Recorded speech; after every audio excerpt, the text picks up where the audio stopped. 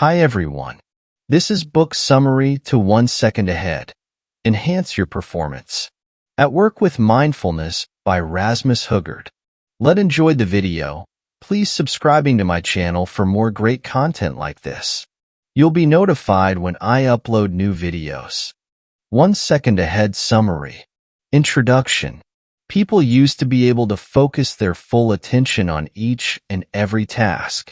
Now they attempt to concentrate on work while dealing with a constant stream of text messages, emails, phone calls, meetings, and deadlines. Faced with a relentless flood of information and distractions, our brains try to process everything at once. But researchers have shown that multitasking is the worst possible reaction to information overload. According to a McKinsey & Company report, multitasking actually makes human beings less productive, less creative, and less able to make good decisions. Many of us are under constant pressure, are always on, experience information overload, and work in highly distracting environments. I call it the paid reality.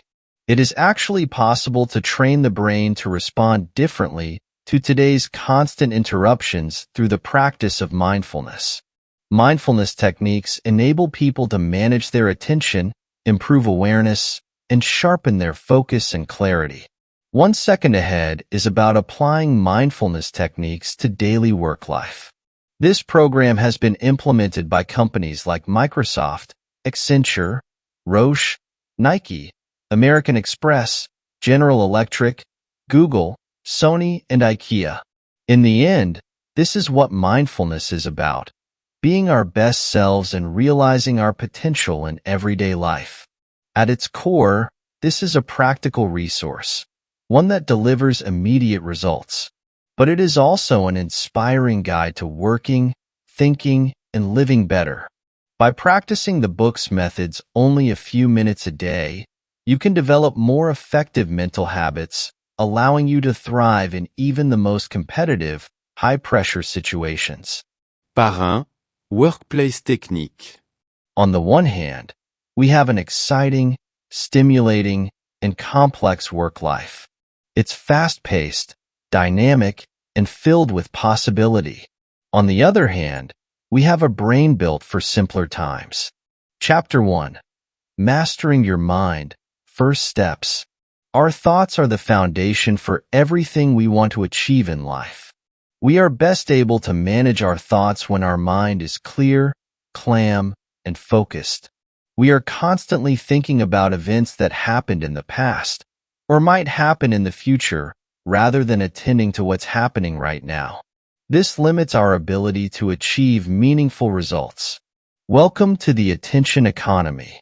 We are living in an attention economy, where the ability to manage our attention and the quality of our attention is key to our success.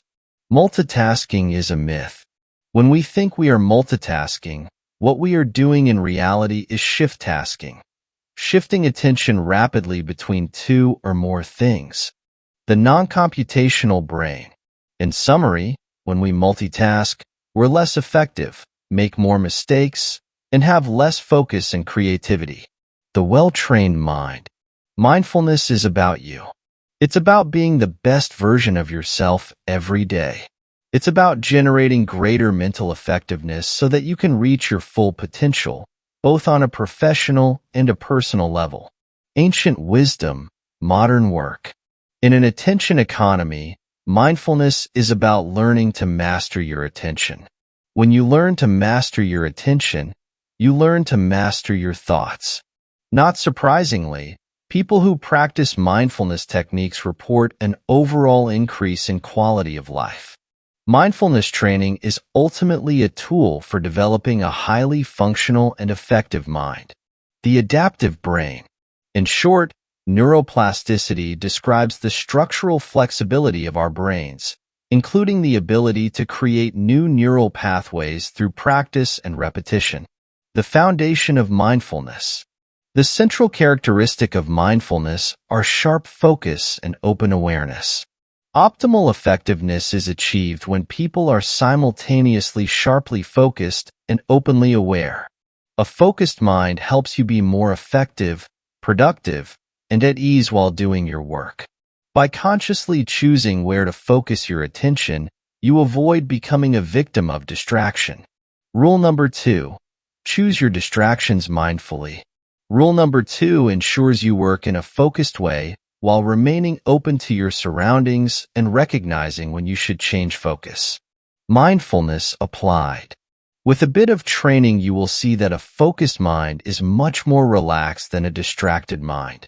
A new way of working. Maintaining focus and choosing your distractions wisely allows you to stay 1 second ahead of your own reactions, to actively choose your response to events in your inner and outer worlds instead of reacting on autopilot. Technique 10, email. Guideline number 3. Mind your switch time. Besides taking up time, shifting back and forth between tasks uses up a lot of energy, making you feel less effective overall. Guideline number 4. Never first thing in the morning. Choosing email as your first task of the day can be a wasted opportunity to use your mind at its highest potential. Guideline number 5. Secure focus time. Instead of shifting your attention whenever an email arrives, allocate only certain, fixed times during the day to fully focus on email. Guideline number 6. Avoid bad vibes. When the mind receives too little information about a sender's intentions, it composes its own story. Individuals are often convinced a self-created story is true. Guideline number 7. Avoid emotional emailing. Although it can be tempting to vent your frustrations, an impulsive answer can easily cause more harm than good. Technique 10, meeting. When people are not fully present in meetings, however, we don't get the best out of each other. We don't make use of our creative potential. Mental preparation. A good start to a meeting means your mind is clear, having let go of whatever you were talking about or working on before the meeting. In meetings, presence forms the foundations for effectiveness. Ending the meeting. It's important to be mindful of ending meetings on time so that everyone can move on to their next activity. Life's most important meetings. Life's most important meetings are the ones you share with your partner, your children, other family members, and your friends. Technique number 3. Goals. When you have clear goals, it's far easier to stay focused and aware. Our subconscious is primarily driven by 2 simple motivations: grasping for things we like and avoiding things we don't like. While our subconscious often craves short-term gratification, our conscious goals more often include delayed gratification. Mindful goal setting. Clearly defined and specific goals are easier for your subconscious to understand. Hold your goals lightly. Many of us hold on to our goals too tightly. In other words, we fixate on a goal so much that we lose perspective. Technique 10, prioriser. To be successful, we need to be able to prioritize which goals are most important. Many of us are prone to waste precious time simply because we follow impulses. We don't have the 1-second edge necessary to think through the consequences of automatically jumping to a task just because we think it feels urgent. Action addition. The problem is, when we don't step back to ensure we're spending time on tasks aligned with our main goals, we end up wasting a lot of time on immediate, though often inessential, tasks. Avoiding action addiction. Action addiction can be counteracted through formal mindfulness training, as well as through being mindful when priorities conflict. Choice points. When priorities conflict. Conflicting priorities are the most common cause of action addiction. Technique number 5. Planning. Real planning is about overcoming action addiction, cultivating mental effectiveness, and executing on your priorities. The fact is, though, we can survive without constant planning. Make the time to plan. The morning is the most important choice point of the day. Putting effort into clear planning keeps your coworkers or other distractions from hijacking your time. Technique 10, communication. Sending a message is not the same as communicating a message. Are you listening? Mindful communication is based on avoiding both a wandering mind and your habitual perception. Two sides to effective communication. Listen with mindfulness. Simply put, listening with mindfulness involves giving your full attention to whomever is speaking. Speaking with mindfulness. Ensure what you're saying is useful and beneficial to the other person in this moment. Technique -7. Creativity. Without creative and innovative ideas, the chances of an organization being successful in the long term are not good. Our tendency to think about problems and issues in habitual ways is one of the main barriers to creativity. You see, creativity comes from tapping into the potential ideas outside our limited conscious awareness. Consciously letting go of all conscious thoughts and distractions, a key component of formal mindfulness training, facilitates a strong connection to your subconscious mind. It takes time, but the more you work at it, the more you strengthen the connection between your conscious and subconscious mind, the easier it becomes. Technique -8. Change. The inability to accept the reality that everything changes is one of the main reasons we create pain and suffering for ourselves. Understanding resistance.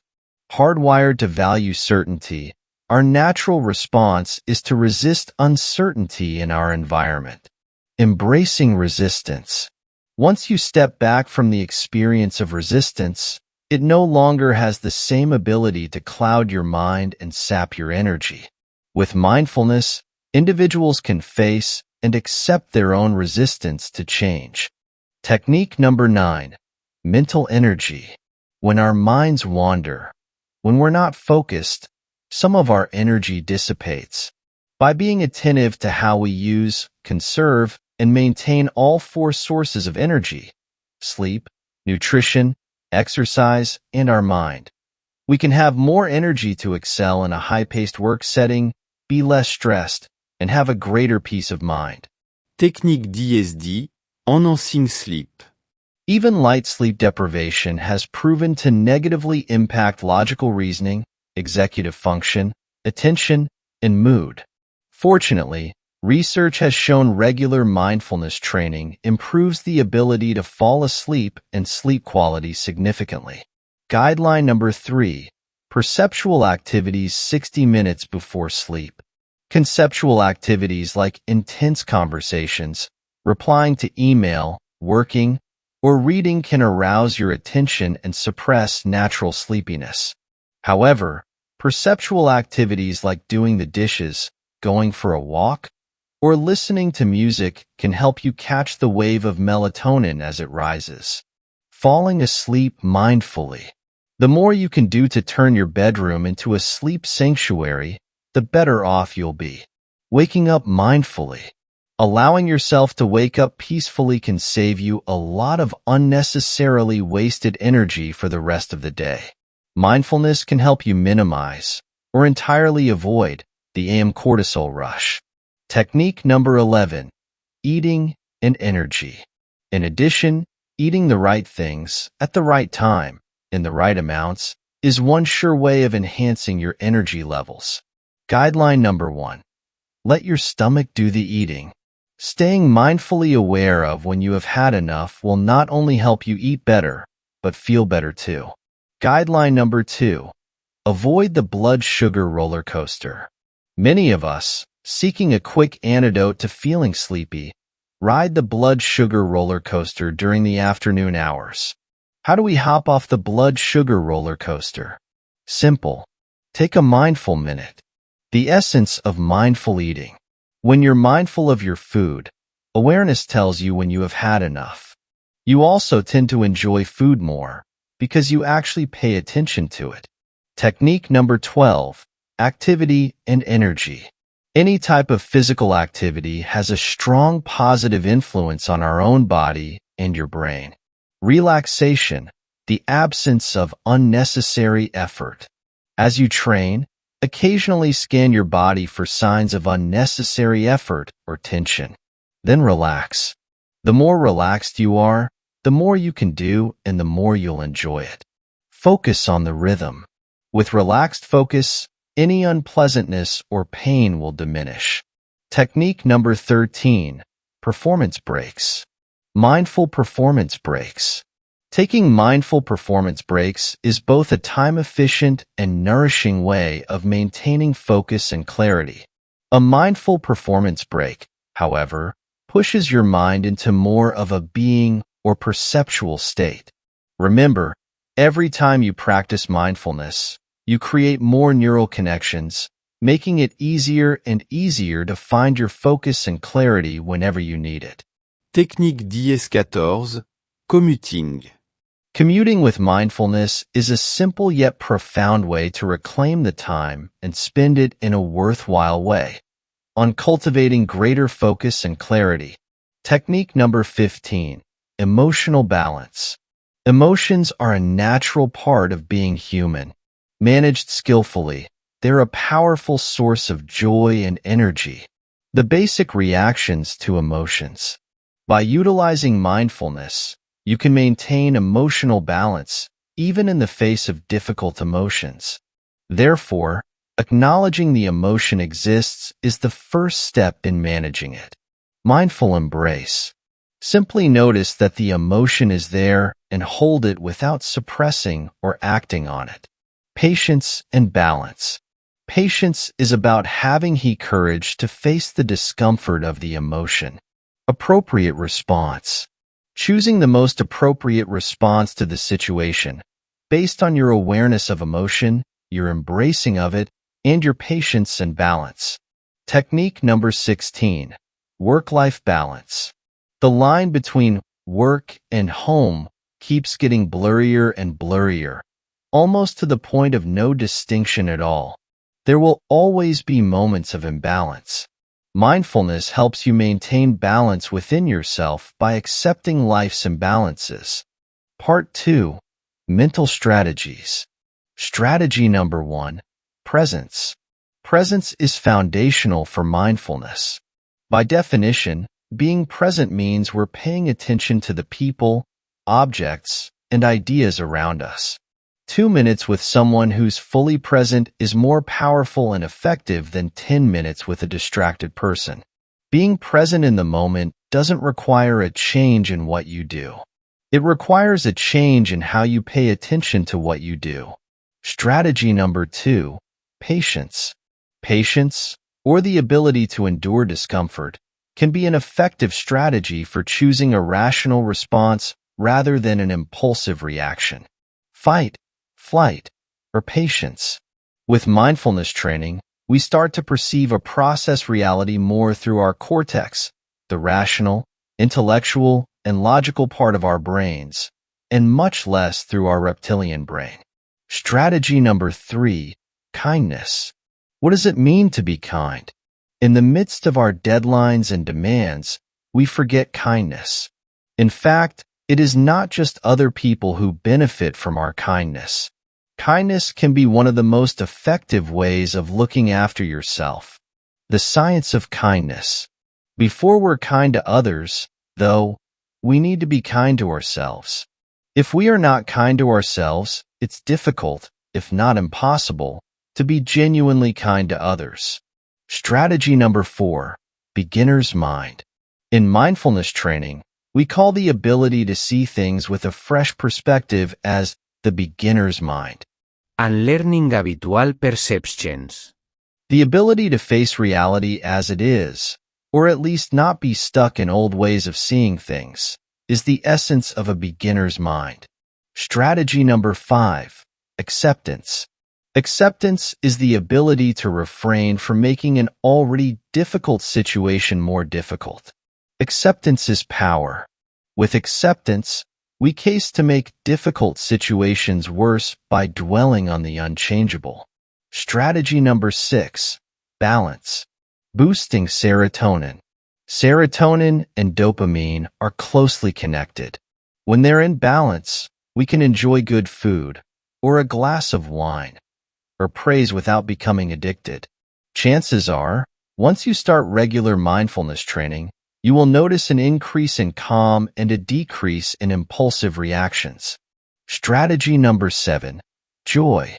As you prove to yourself, we can choose anger or happiness or any other feeling simply by thinking about things that make us feel that emotion.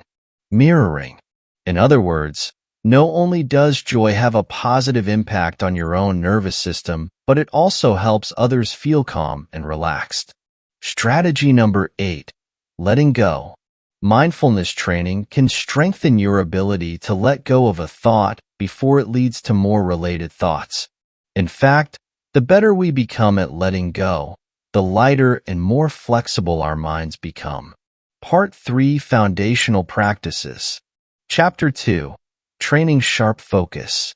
Success in training is the ability to manage your wandering mind with relaxation, focus, and clarity. The ABCD method. For every moment you maintain focus, you create new focus, neural connections, and abilities. Anatomy.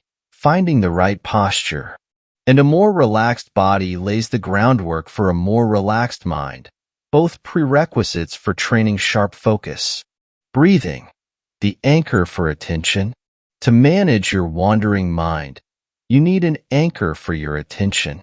Breathing, the B of ABCD, can be that anchor in terms of sharp focus. Counting for focus. Breathe in, breathe out.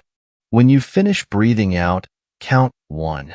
Breathe in again, out again, and count 2. Carry on in the same way until you get to 10, then count backward to 1. Repeat this cycle. Distractions.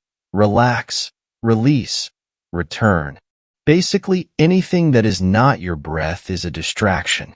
Regardless of where the distraction comes from, the instructions for dealing with it are the same. Relax, release, and return. You are training your mind to be more focused and on the task at hand regardless of what it is, and at the same time to be aware when you are distracted and redirecting your focus back to the chosen task. The 3 core qualities of mindfulness: relaxation, focus, and clarity. The 3 main challenges people experience in mindfulness training: tension, overactivity, and drowsiness. A relaxed body and mind is the best foundation for developing greater focus. The benefits of focus training: improved focus, increased responsiveness versus reactiveness, enhanced creativity, greater peace and happiness. Besides subjective self-evaluation, research strongly supports the relationship between increased focus and greater happiness. Chapter 3, Training Open Awareness. Open awareness is the ability to observe your mind. Training open awareness provides you with the opportunity to experience, with a depth of understanding, that your thoughts are the root cause of your problems. Open awareness gives sharp focus, direction, and intentionality. The choice is yours. The essence of open awareness training is observing your thoughts, senses, emotions, and tasks in a neutral way, like a mental observatory. Open awareness training. When training open awareness, it isn't your breathing that's the anchor for your attention, like with sharp focus, but your distractions. The 3 insights. Insight number 1. Everything changes. When you are no longer attached to things you like or resistant to things you dislike, you develop greater freedom.